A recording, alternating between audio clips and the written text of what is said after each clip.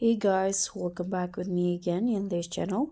On today's video, I'm going to show you how you can create this floating object effects in your videos using CapCut.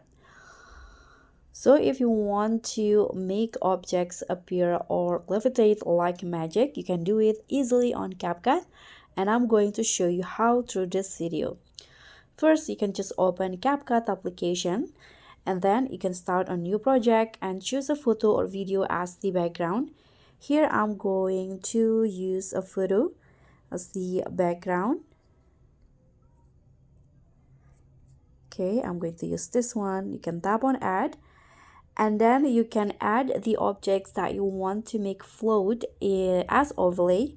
Here I'm going to click on this overlay button, add overlay, and then add the overlay. Okay, so I'm going to add this too. You can tap on add. Now remove the background of the objects. You can tap on remove background because since this is not a portrait, so you need to use the custom removal. Just brush off the item and click on the check icon. Let's do the same with the second object, like this. And now you can adjust the position. I'm going to move it here and the second one here. Okay, like this. Now what you need to do is just go to your effects, video effects, click on the nightclub category and find the pendulum effect. So just scroll down and apply this one, apply pendulum effect.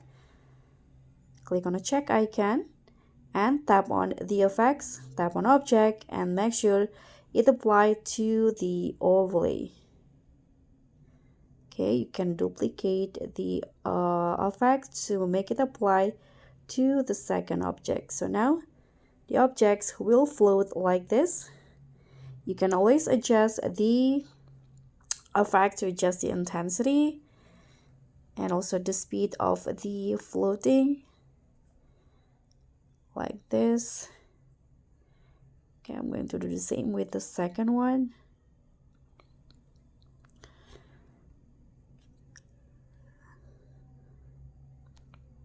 Now, if you want to, you can adjust the position of the object and the size.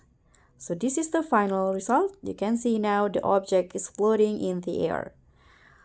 So guys, that's all for me. I hope you enjoyed this video so you can make your video stand out with this cool CapCut trick.